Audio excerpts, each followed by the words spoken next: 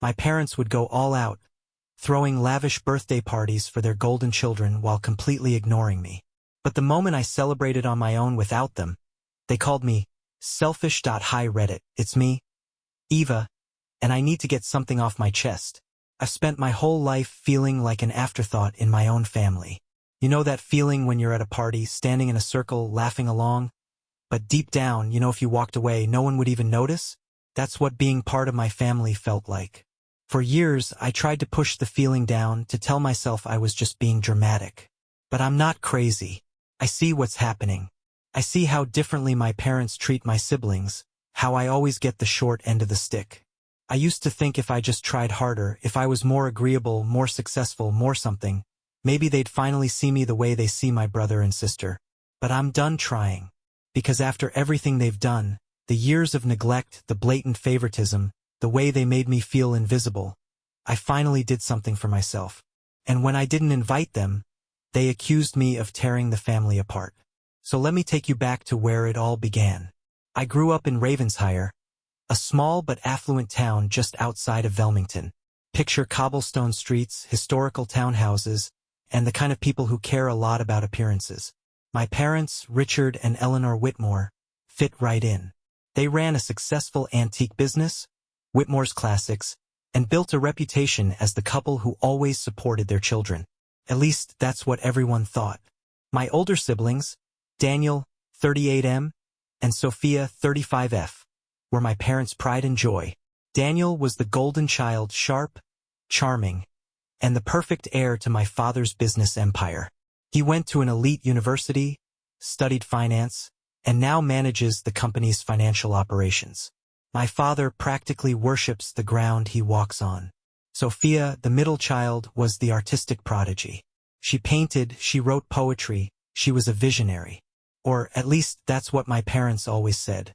She went to an exclusive art academy, funded entirely by my father, and now runs a small but expensive gallery in the heart of Ravensshire. And then there was me.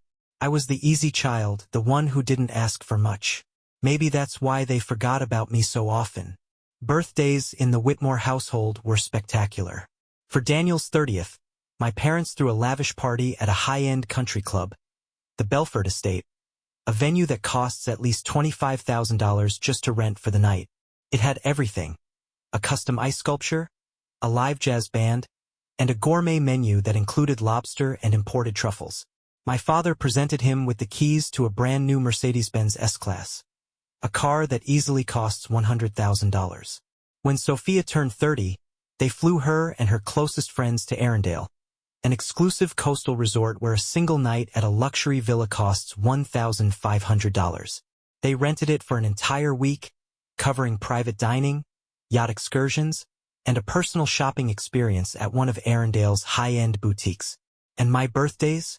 Most of the time, I was lucky if they remembered. If they did, it was always last minute. A $30 grocery store cake, often with my name misspelled. One year, it read Ava, which wasn't even close. No parties, no fanfare, just a casual "Oh, happy birthday, sweetheart" at dinner. One time, when I was 10, I dared to ask my mom if I could have a party like Sophia's. She smiled, patted my head, and said, "Sweetheart, you don't really like all that attention, do you?" And that was that. By the time I was a teenager, I had learned not to expect anything. I turned 16 and watched Sophia receive a custom-made jewelry set for her birthday, a necklace and bracelet set worth $5,000. For my 16th, my mom handed me a $50 gift card to a bookstore. At 18, Daniel was given a fully paid college fund. When I was accepted into my dream university, I was told money was tight and that I should take out student loans. At 21, Sophia's first art show was fully financed by my parents. I published my first research paper in a well-respected journal and got a "That's nice, sweetheart" from my mom before she changed the subject. At 25, my mom forgot my birthday entirely. And then came my 30th, a milestone, a chance to be acknowledged. I thought maybe this time they'll remember. For months, I reminded them. Subtle hints, direct mentions, even outright requests. "Hey, I'd love to do a nice dinner together." They nodded, smiled, acted like they were listening. Then my birthday arrived, and I woke up to silence. No messages, no calls, nothing. At first, I told myself maybe they were planning something, that they were waiting until later in the day. By noon, I caved and sent a message in the family group chat. Hey, just a reminder, it's my 30th today. 3 hours later, my mom responded. Oh, happy birthday, sweetheart. Hope it's a wonderful day. My dad liked her message. Daniel never replied. Sophia sent 30 and thriving, and that was it. No dinner, no gifts, no acknowledgement beyond a half-hearted text. I spent the evening alone in my small apartment. I bought myself a cake from a local bakery. $1.45 for a beautifully made lemon lavender cake that I had to pick up myself. I poured myself a glass of wine, lit a candle, and made a wish. For what? I don't even know. Maybe for a family that actually cared. 2 weeks later, I found out why they had been so busy. Daniel had just turned 40, and my parents threw him the kind of party you see in magazines. A black tie gala at the Belford Grand Hotel, where just the venue rental alone was $50,000. A 5-tier cake that probably cost more than my entire rent for the year. A guest list of over 200 people. A $12,000 Rolex as his birthday gift. I wasn't invited. I only found out because my cousin posted about it on Instagram. I saw the photos, the videos, my parents laughing, celebrating, glowing with pride as Daniel blew out his candles on a cake the size of a wedding display. And me? I was sitting alone in my apartment, staring at the screen, wondering why I was never enough for them. That night, something in me snapped. For years, I had waited for them to celebrate me, to see me, to acknowledge that I mattered. But I was done waiting. If they couldn't be bothered to celebrate me, then I would celebrate myself. And I wouldn't need them to make it happen. After seeing those photos of Daniel's $50,000 birthday gala, something inside me broke. I had spent my entire life watching my parents throw lavish celebrations for my siblings, luxury resorts, custom designer gifts, and black tie affairs in 5-star venues, while I was lucky to get a $30 grocery store cake and a text message that they probably typed in 5 seconds. And for years, I told myself it didn't matter. I told myself I was mature enough not to care about birthdays. I convinced myself that I didn't need their approval. But that night, staring at my screen, scrolling through post after post of my family laughing, celebrating, living in luxury while I sat alone in my tiny 1-bedroom apartment, something inside me snapped. I was done being the forgotten one. If my parents couldn't be bothered to celebrate me, then I would celebrate myself. And not just with some small dinner or casual get-together. No, I was going to throw the biggest, most extravagant, most breathtaking party of my life. Something so grand that my name, the one they always managed to misspell, would be the only thing on everyone's lips. Something so spectacular that when they inevitably found out, they would choke on their own hypocrisy. And the best part? They wouldn't be invited. The next morning, I woke up feeling powerful. For the first time in years, I wasn't begging for scraps of attention. I wasn't hoping for my family's approval. I was taking control. Step 1: budget. I had been saving for years. My job as a project coordinator didn't pay nearly as much as Daniel's finance career, but I had been smart with my money. Unlike my parents, who spent thousands on extravagant vacations and designer gifts, I had been investing and putting money aside. Between my savings and my investments, I had $35,000 that I had been planning to use for a down payment on a house. But you know what? Screw the house. I could always save up again. What I couldn't do was go back in time and celebrate my own birthday the way I deserved. Step 2: venue. If my parents could rent out the Belford Grand Hotel for Daniel's birthday, I needed something just as spectacular. After a week of research, I found the Celestine Rooftop, an exclusive event space with floor-to-ceiling glass walls and a 360-degree panoramic view of the city skyline. The moment I saw it, I knew this was the place. The rental fee? $12,000 for the night. Expensive? Absolutely. Worth it? Every penny. Step 3: the theme. I didn't want just any party. I wanted an experience. Something unique, something no one would forget. That's when the idea hit me: a midnight affair. A black and gold masquerade gala, dripping in elegance and mystery. Everyone would arrive in floor-length gowns and custom-made masks. There would be chandeliers, candlelit tables, a live orchestra for the first half of the night, and a DJ for the after-party. And the grand finale? A fireworks display at midnight.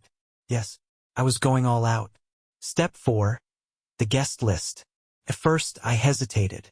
Part of me wanted to invite my family, just so I could watch their faces when they walked into the most extravagant event of the year and realized I had planned it all without them. But then I thought, why? Why should I invite the people who never cared about me, who never showed up when it mattered? No, this night wasn't for them. This was for me. Instead, I invited the people who had actually been there for me. Friends, coworkers, people who made me feel valued. I even reached out to some old classmates and acquaintances from college, people I had lost touch with but always liked. To my surprise, almost everyone RSVP'd yes. Step 5. The details. I hired Rachel Langley, one of the best event planners in Ravensshire. She had done high-profile weddings and celebrity parties, and when I told her my vision, she lit up. "I love it," she said. "We're going to make this night legendary." And legendary it would be. We designed a custom invitation box, a black velvet box with gold lettering, sealed with a wax stamp. Inside was a beautifully written invitation on thick embossed paper, along with an intricately designed mask for each guest. Each box cost $50 to make, but I didn't care. If my parents could spend thousands on Rolexes and private yachts, I could afford to make my invitation spectacular. For the menu, I went with an 8-course gourmet dinner, handcrafted by a chef whose restaurant had a 6-month waiting list. For entertainment, I secured a live jazz quartet to play during dinner, followed by a DJ to keep the energy going all night. For the fireworks display, I hired a private company. $5,000 for a 4-minute show at exactly midnight. I was pulling out all the stops, and every time I saw the growing cost, I reminded myself, this is what I deserve. I was careful. I didn't post anything on social media. I didn't talk about it in public places where I knew my mother's friends might overhear. But I forgot one thing. Sophia. She was always lurking. One evening, a week before the party, I got a text from her. "Sophia, hey, are you throwing some kind of event? I heard from someone at the gallery that you booked the Celestine rooftop." I stared at my screen. My heart raced. How did she find out? I could have lied, played it off. But something in me wanted her to know. Yeah, it's for my birthday. A full 2 minutes passed. Then, "Sophia, wow, you went all out. Are we invited?" I smirked. For once, she was the one waiting for my approval. No. I hit send. A full 5 minutes passed. Then, "Sophia, Mom and Dad are going to be pissed." I smiled. I know. Let them be. For once, this wasn't about them. This was about me. And nothing, not even my family's outrage, was going to ruin it. The day of the party, I woke up with a strange mix of excitement and dread. For weeks, I had been pouring my heart and my $35,000 budget into planning this night. The Celestine rooftop was booked. The caterers were ready. The jazz quartet had already sent over their set list. The fireworks company had confirmed everything down to the second. This was going to be the biggest, most extravagant event I had ever hosted. And for the first time in my life, I was throwing a party that was about me. Not Daniel, not Sophia, not my parents. So why did I still have this gnawing feeling in my stomach? Maybe because I knew my family wouldn't take their exclusion lightly. Maybe because I could already imagine the phone calls, the guilt-tripping, the accusations. Maybe because, deep down, a small part of me still wanted them to care. But it was too late now. I had made my choice. And tonight, I was going to celebrate like I had never celebrated before. By 7 p.m., the venue was unrecognizable. Golden chandeliers bathed the rooftop in a warm glow. Candlelit tables stretched across the terrace, their centerpieces adorned with black and gold roses. The jazz quartet played a soft, enchanting melody as guests arrived in floor-length gowns and custom masks, their laughter and conversation filling the air. I stood at the entrance, welcoming each guest with a glass of champagne. For once, I wasn't in the background. For once, this night was about me. Lillian, my best friend, wrapped me in a hug. Eva, she whispered, looking around. This is the most breathtaking party I've ever been to. I smiled, my heart swelling. For the first time in years, I felt seen. Then, at exactly 9 p.m., the real party began. The jazz quartet transitioned into a livelier, more upbeat set.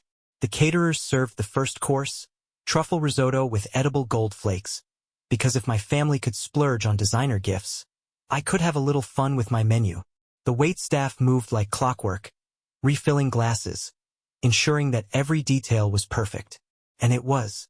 Everything was perfect. Until the security guard approached me.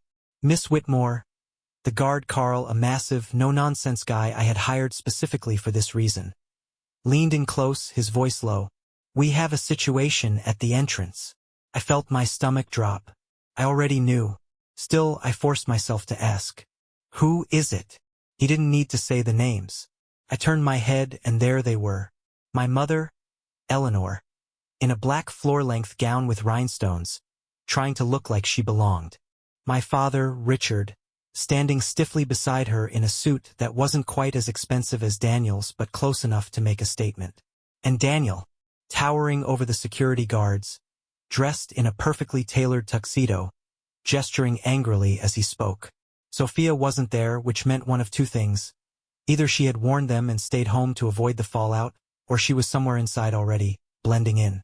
I took a deep breath and walked toward the entrance. Eva. My mother's voice was sharp, but laced with fake hurt, the kind she always used when she wanted to make me feel guilty. What is the meaning of this? I crossed my arms. The meaning of what? Of this event, she said, waving a manicured hand. Throwing a party this extravagant and not inviting your own family? Do you have any idea how that makes us look? I let out a bitter laugh. So that's why you're here? Not because you care. Not because you wanted to wish me a happy birthday, but because you're embarrassed. Daniel's jaw tightened. Eva, you've really crossed a line. I turned to face him. Oh, have I?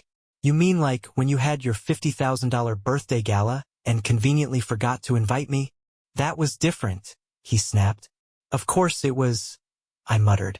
Because it's always different when it's about you. My father finally spoke, his tone cold and authoritative. Eva, this is childish. You are part of this family, whether you like it or not. I exhaled slowly, forcing myself to stay calm. Am I? Of course you are. My mother huffed. Don't be ridiculous. I stared at her. Funny, because when Daniel turned 30, you rented an entire estate for him. When Sophia turned 30, you flew her and her friends to Arendelle. But when I turned 30, I folded my arms. I got a text message. Silence. For the first time, I saw something flicker in my mother's eyes. Guilt. But my father? He just shook his head, unimpressed. You're making a spectacle of yourself, he muttered. Throwing money away on a party like this, just to prove a point. I felt my stomach twist, because that's exactly what they thought. That my party wasn't real, that it wasn't about celebrating myself, but about them. I took a deep breath, forcing myself to stay calm. You know what, Dad? Maybe I am making a spectacle of myself. I gestured to the grand chandeliers, the lavish tables, the entire rooftop filled with people who actually cared about me. But it's my spectacle. I turned to Carl. They're not on the guest list. Please escort them out. My mother gasped as if I had just slapped her. Eva, you can't be serious. I am. Carl nodded, signaling to the other guards. My father's face darkened. You'll regret this. I smiled. No, I won't. For once, I wasn't begging to be included. For once, I wasn't waiting for their approval. For once, I was putting myself first. And as they were led out of the venue, their angry voices fading into the night, I turned back to my guests. I smiled. Who's ready for fireworks? The crowd cheered. And as the sky exploded into a dazzling display of gold and violet, I felt something I hadn't felt in years. Freedom. When I woke up the morning after my party, I felt something strange. For the first time in years, my chest wasn't heavy with resentment. My mind wasn't racing with ways to earn my family's approval. I felt free. The masquerade had been a masterpiece, the kind of night people would talk about for years. The Celestine rooftop had been breathtaking under the golden chandeliers. The orchestra played like something out of a dream, and the fireworks at midnight? Unforgettable. And the best part? My family had been escorted out before they could ruin it. I had won, or so I thought. By noon, my phone had exploded. 23 missed calls, 16 voicemails, and a flood of angry texts from my parents, Daniel, and Sophia. I didn't even have to read them to know what they said. I scrolled through my messages anyway. My mother, Eleanor. Eva, I cannot believe the scene you caused last night. We are your family. Do you have any idea how humiliating that was? My father, Richard. You have embarrassed this family beyond words. Your behavior was childish and disgraceful. Daniel, of course, had to chime in. You think this makes you look powerful? It just makes you look bitter. Grow up. And then Sophia. I told you Mom and Dad would be upset. You really crossed a line, Eva. Family is family. I laughed bitterly. Oh, now they wanted to talk about family? Where was this energy when they forgot my birthdays?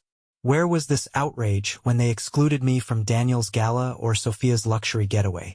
Now that I had finally taken control, now they were offended? I locked my phone and tossed it across the bed. I refused to let them ruin this. I stayed quiet. I didn't respond. I didn't post anything online. I figured if I ignored them, they would eventually move on. I was wrong. 3 days later, Daniel posted a long, dramatic rant on Facebook. Family should always come first. It's sad when certain people decide to cut off the ones who raised them, all because they're too self-absorbed to appreciate what they have. Mom and Dad have done everything for us, and yet some people would rather throw a tantrum than be grateful. It's embarrassing. So we were playing that game now?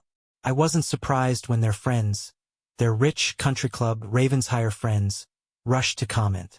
So ungrateful. How could someone treat their family like that? Your sister sounds like a nightmare. I'd be ashamed too. Poor Richard and Eleanor. After all they've done. And then the extended family joined in. Aunt Margaret, the queen of unsolicited opinions. Eva's always been the sensitive one. I'm not surprised. Uncle Leonard, the drunk at every family function. Spoiled brat, just looking for attention. Each comment was like a slow, dull stab to the chest. I knew they never took me seriously. I knew they never saw me as important. But watching them drag me through the mud, turning me into some selfish, ungrateful villain, hurt more than I expected. And I might have let it slide. I might have taken the high road. But then my mom, my own mother, added her comment to the post. We raised Eva with everything we could give her. But some people are just never satisfied. I stared at the screen. The woman who forgot my birthdays. The woman who funded Sophia's art career but told me to take out loans for school. The woman who acted like I didn't exist for most of my life. And she had the audacity to say that I was never satisfied? I saw red. I could have written something long and dramatic. I could have fought back point by point, breaking down every instance of their favoritism. Instead, I typed 4 simple sentences. Funny how I was never satisfied when you barely remembered I existed. Maybe if you put half as much effort into my birthdays as you did into Daniel's and Sophia's, I wouldn't have had to throw my own. Hope that gala was worth it, Daniel. It'll be the last one you ever have without paying for it yourself. And I hit post. Within minutes, notifications exploded. My post was getting hundreds of likes and comments. But here's where it got interesting. People weren't siding with my family. They were siding with me. Damn. If my family threw a yacht party for my brother but forgot my birthday, I'd go no contact too. Not Eva publicly ending her entire family in 4 sentences. Eva, we need details. Spill the tea. Even people who had attended Daniel's gala started chiming in. Wait, you weren't invited?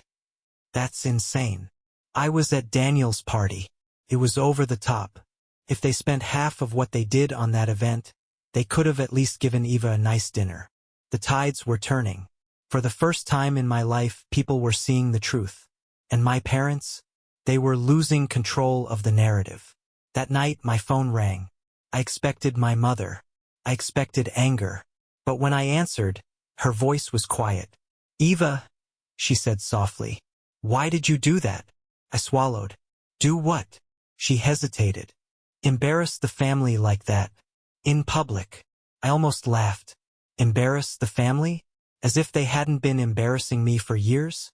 "Mom," I said, my voice steady. "You've been embarrassing me my whole life." Silence. And then, "You really want to throw everything away over a birthday party?" I closed my eyes. "This isn't just about a birthday party," I whispered. It never was. And for the first time, I felt it. I was done. Done waiting for their approval. Done hoping they would change. Done pretending I wasn't hurt. So I took a breath. And I let go. "I love you," I said. "But I can't do this anymore." And then I hung up. It's been a year since the masquerade. A year since I walked away. And you know what? I don't miss them. I don't miss the birthdays spent waiting. I don't miss the constant, crushing disappointment of knowing I would never be their favorite. Instead, I spent the last year building a life with the people who actually care about me. I found real friends. I took a solo trip to Morel Coast, the vacation I was never given. I started a book club, joined a hiking group, and even started seeing someone. Ryan, a coworker who had been quietly amazing all along. And for my 35th birthday, I'm planning a roaring 20s party. Flapper dresses, live jazz, a dance floor straight out of The Great Gatsby. And the guest list? Only the people who actually matter. Because that's the thing about starting over. Once you stop chasing the people who ignore you, you finally have space for the ones who see you. And I've never felt more seen in my life. It's been a year since I walked away from my family. A year since I stopped waiting for them to see me, to remember me, to care. And now, as my 35th birthday approaches, I find myself reflecting on everything that led me here. For the first time in my life, I don't feel like I'm standing in the background of my own story. I'm not the afterthought anymore. I'm not the invisible daughter, the sibling who didn't quite fit. I'm Eva Whitmore, and I'm finally writing my own damn story. And I'm doing it in style. After the success of my masquerade gala, I realized something. I love throwing parties. Not for the sake of impressing anyone. Not to prove a point. But because I love creating joy for myself and the people who actually care about me. So this year I'm going all out again. A roaring 20s Great Gatsby party. The venue? The Vesper Club, a vintage-style ballroom with deep mahogany walls, gold Art Deco chandeliers, and a marble dance floor. Renting it for the night? $8,500. The dress code? Full Gatsby glam. Men in tuxedos and pocket watches, women in beaded flapper dresses, pearl necklaces, and feathered headpieces. The drinks?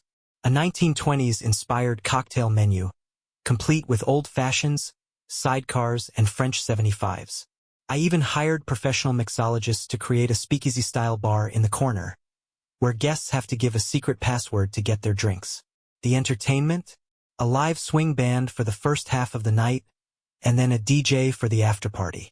Because what's a Gatsby night without dancing? And the grand finale?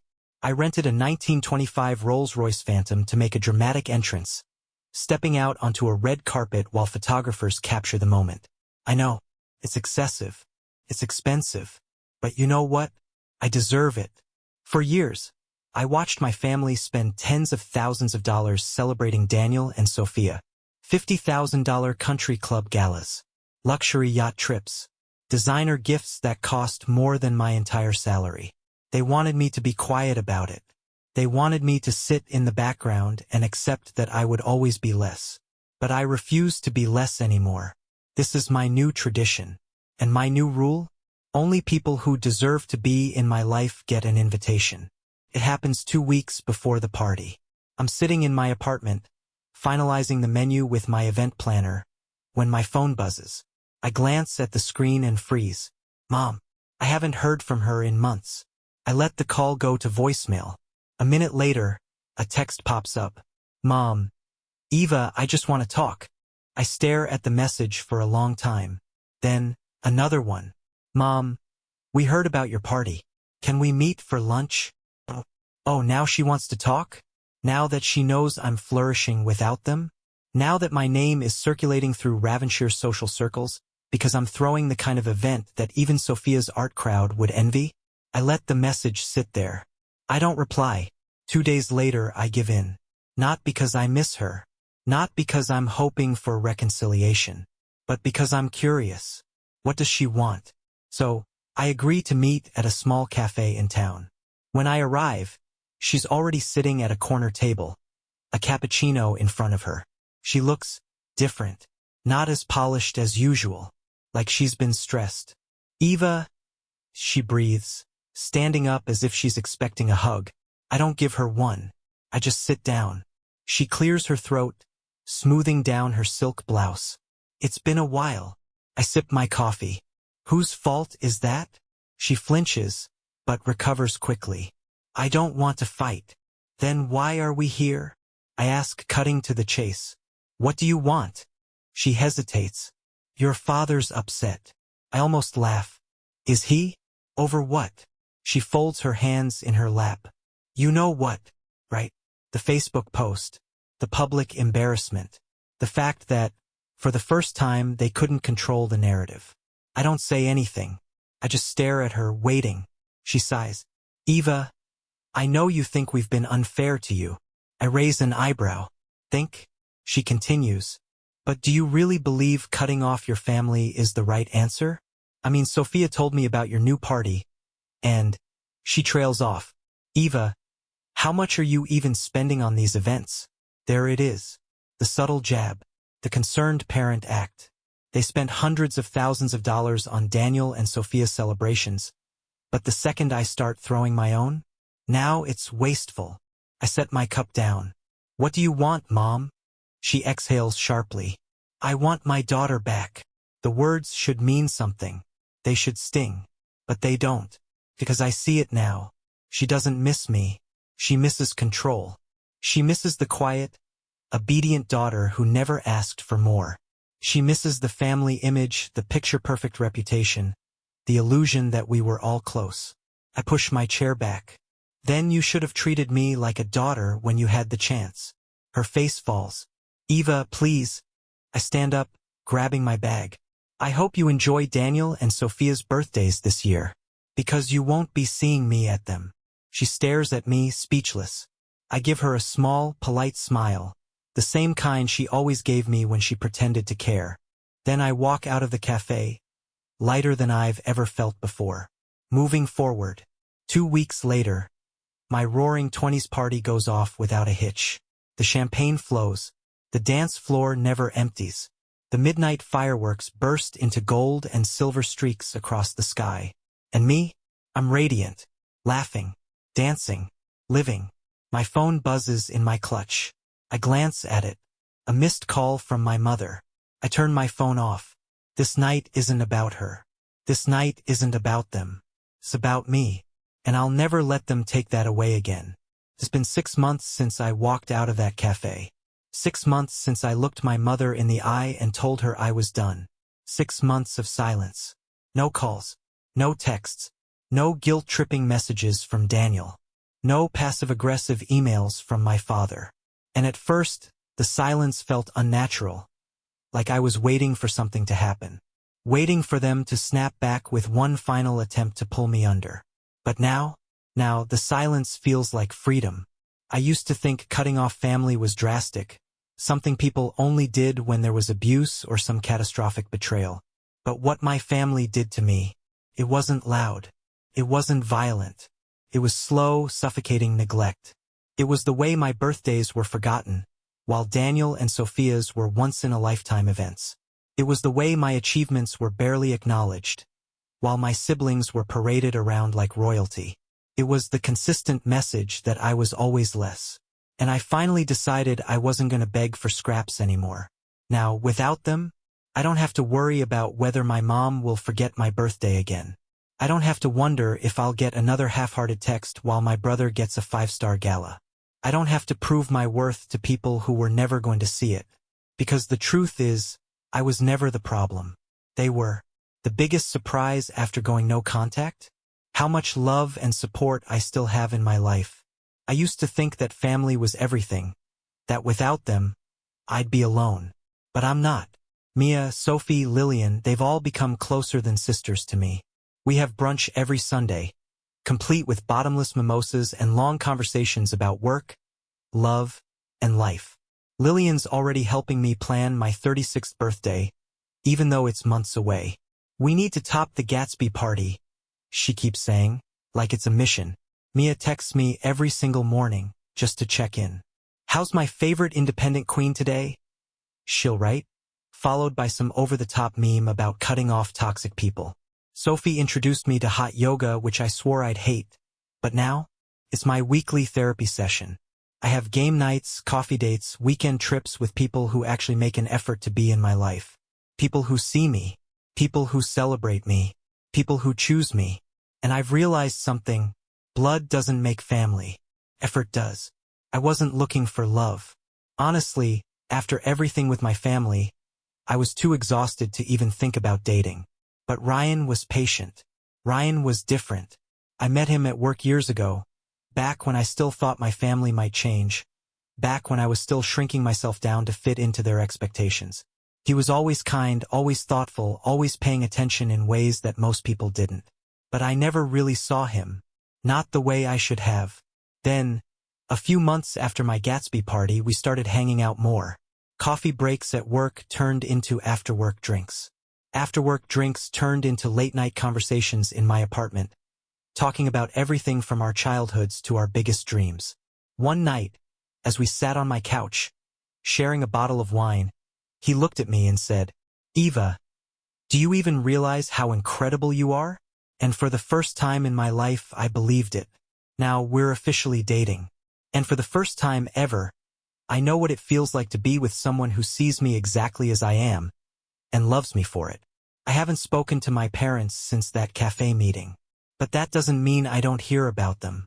Ravensshire is a small town, and news always finds its way back to me. And from what I've gathered, they're miserable.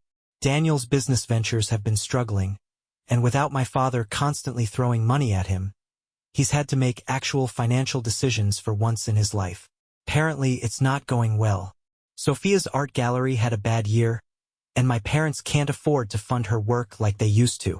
She tried applying for grants, but turns out when you don't have mommy and daddy bankrolling everything, the art world isn't so forgiving. And my parents? They've been quietly shunned from their social circles. After the Facebook drama, people started talking, whispering. They don't look like perfect parents anymore. They look like what they really are. And I'd be lying if I said I didn't enjoy the irony. For years, they pushed me aside like I didn't matter. Now, the world sees them for who they truly are.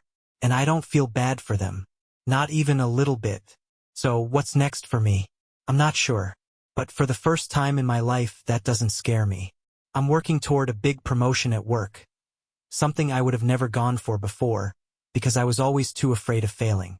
I'm traveling more than ever, crossing places off my bucket list that I once thought I'd never see. I'm writing again, something I haven't done since I was a teenager. And it feels good. And most importantly, I'm living. Not for my parents. Not for Daniel. Not for Sophia.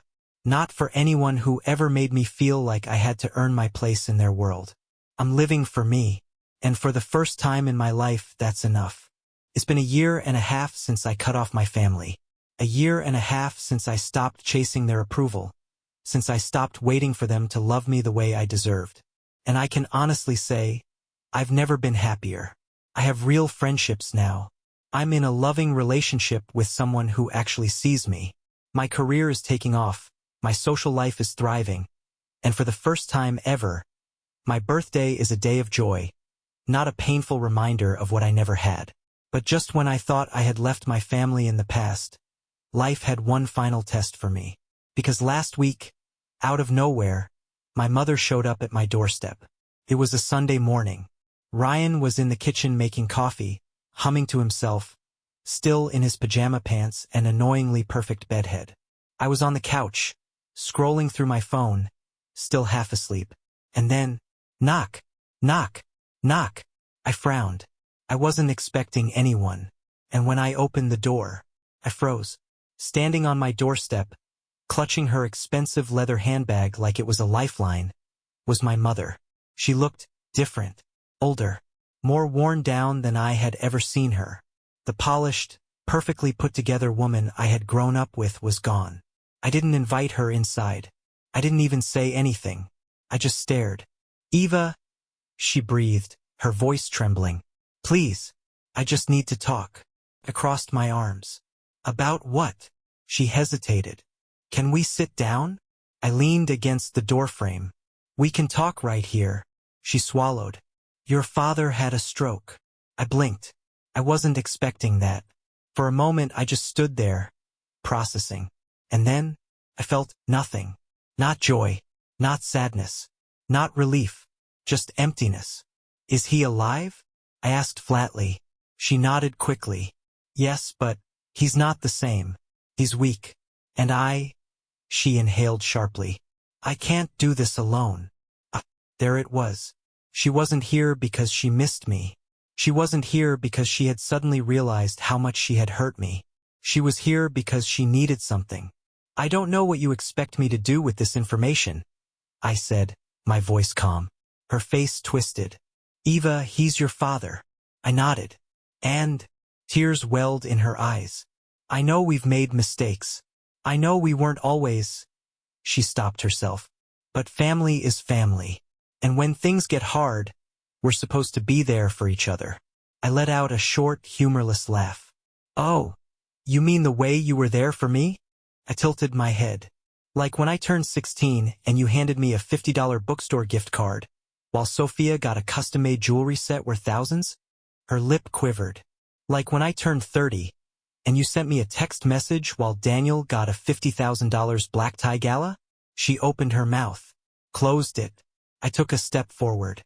"You only show up when you need something," I said quietly. "You weren't there for me when it mattered. So why should I be there for you now?" She flinched like I had struck her. And for a moment, just a moment, I thought I saw real regret flicker across her face. But it was too late. Years too late. She took a shaky breath. "So that's it." I nodded. "That's it." She wiped at her eyes. "I hope you can live with this choice, Eva," she whispered. I smiled softly. "I already am." And then I closed the door in her face. I stood there for a while. Ryan came up behind me, wrapping his arms around my waist. "You okay?" he murmured. I leaned into him.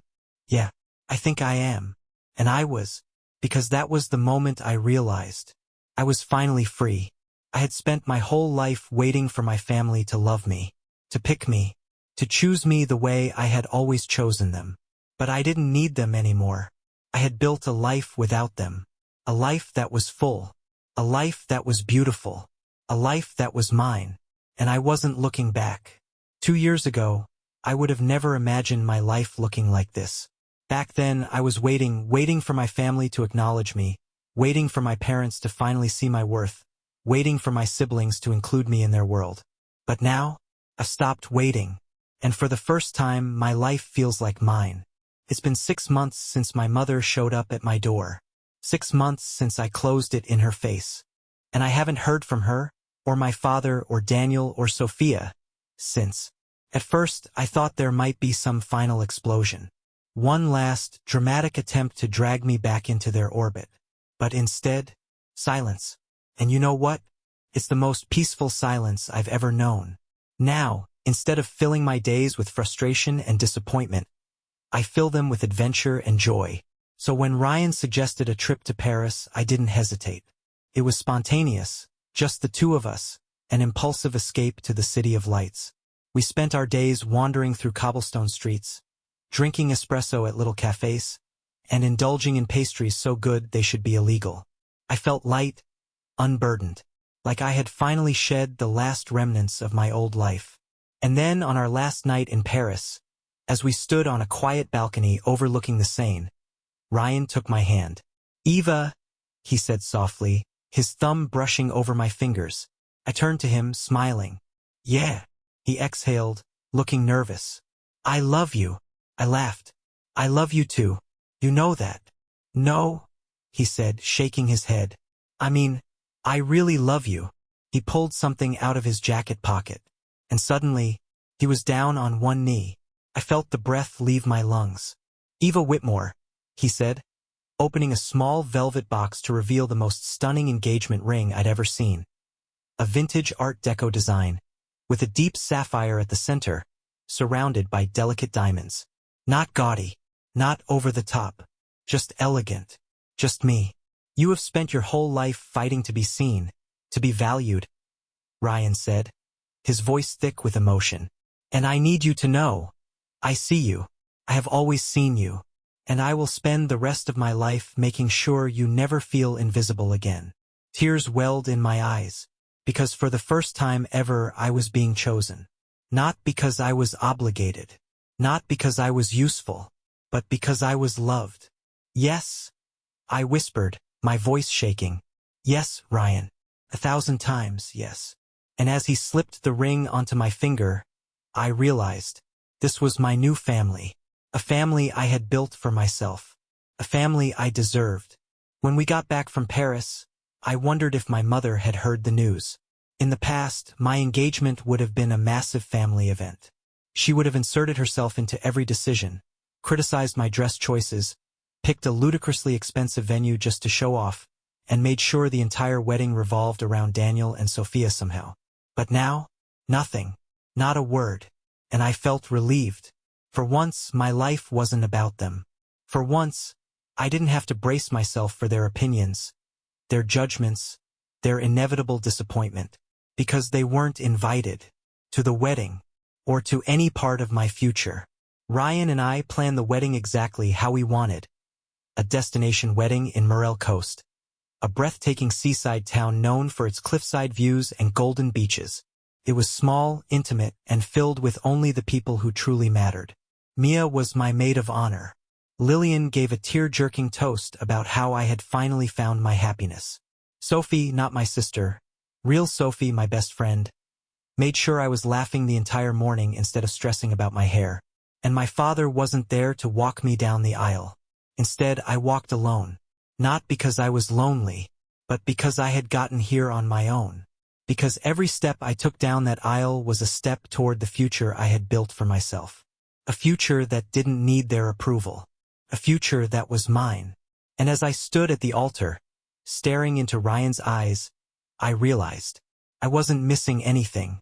Not my father's presence. Not my mother's fake smiles. Not my siblings' half-hearted congratulations. Because I had more than I had ever hoped for. I had love. I had joy. I had freedom. And I had a life that was finally my own. A month after the wedding, I got one last letter from my mother. It arrived in an expensive ivory envelope, the kind she used for holiday cards and formal invitations. For a split second, I hesitated before opening it. And then I unfolded the letter and read, Eva, I heard about your wedding. I suppose I shouldn't be surprised that you didn't invite us.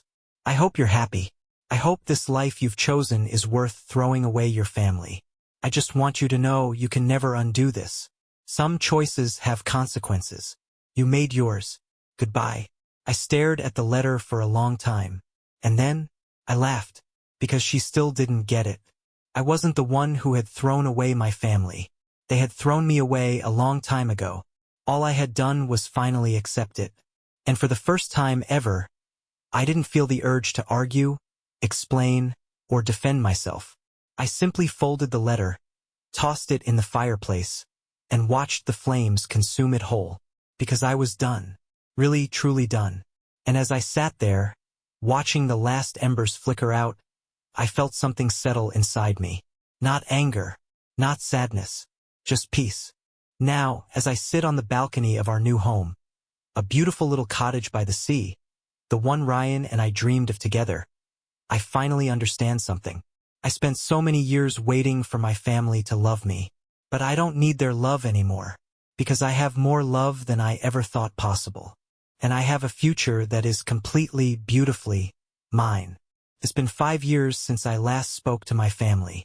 5 years since I stopped waiting for them to change. 5 years since I took control of my own happiness. And in those 5 years, I have built a life so full, so rich, so overflowing with love that sometimes I wonder how I ever thought I needed them in the first place. I don't think about them much anymore, but every once in a while something reminds me of them. A passing conversation, a family I see in a restaurant, a headline in a newspaper. And today is one of those days, because today I got an invitation to Daniel's 45th birthday gala. It arrived in the mail just like my mother's last letter. Ivory envelope, gold lettering, expensive, formal. For a long moment, I just stared at it, and then I laughed, because of course, they waited until they needed something to reach out. I opened the envelope, expecting some half-hearted attempt at reconciliation. Instead, I found a handwritten note from Sophia tucked inside the invitation. Eva, I know we haven't spoken in a long time. I don't expect you to forgive us, but I wanted to reach out anyway. Things have been different since Dad's stroke. Daniel has been struggling, and Mom, well, she's not the same. They miss you. Maybe it's too late, but if you ever wanted to try again, this could be a start. The party is at the Belford Grand Hotel, just like old times. I hope you'll come, Sophia. I set the letter down and leaned back in my chair, staring out the window at the ocean view that Ryan and I had fallen in love with when we bought this house. It's funny, really. For so many years, I would have killed for this invitation. To be included, to be acknowledged, to be wanted. And now it just feels hollow. That night, I show Ryan the invitation. He reads it, sighs, and gives me a look. What? I say, feigning innocence. You're not actually considering going, are you? I bite my lip. I don't know. Maybe. Eva, he says, rubbing his temples. We both know exactly what will happen if you go. I sigh because he's right. I know how this will play out. They'll put on a show. My mother will act like nothing ever happened. Daniel will smirk and make some condescending comment about how we should all move forward. And if I dare to bring up the years of hurt they inflicted on me, I'll be called dramatic, ungrateful, selfish. Ryan takes my hand, his thumb rubbing slow circles against my skin. You don't owe them anything, Eva. I know, I whisper, and I do. But part of me still wonders, do I need one last conversation? One final goodbye? The night of Daniel's extravagant gala, I don't go. Instead, Ryan and I stay home, curled up on the couch, watching old movies and eating takeout straight from the boxes. And I feel nothing. No regret. No sadness. Just peace. Because the truth is, I already had my final goodbye. It wasn't in a dramatic confrontation. It wasn't in a public scene. It was the moment I walked away and chose myself. And that was the real ending to our story. Years later, it's been 10 years since I last saw my family. And my life is beautiful. Ryan and I are married now. We have a baby on the way, a little girl. And I think about my childhood sometimes. I think about what it was like to grow up invisible. I think about the birthdays spent alone. The endless, aching need for love that was never returned. And I promise myself something. My daughter will never know what that feels like. She will know love. She will know joy. She will never have to wonder if she is enough. Because she is. And so am I. Sometimes, healing doesn't come from one big confrontation. Sometimes, healing comes quietly. Comes in the form of choosing yourself. In the form of walking away. In the form of building a life so full of love that you forget why you ever begged for theirs in the first place. And that's exactly what I did.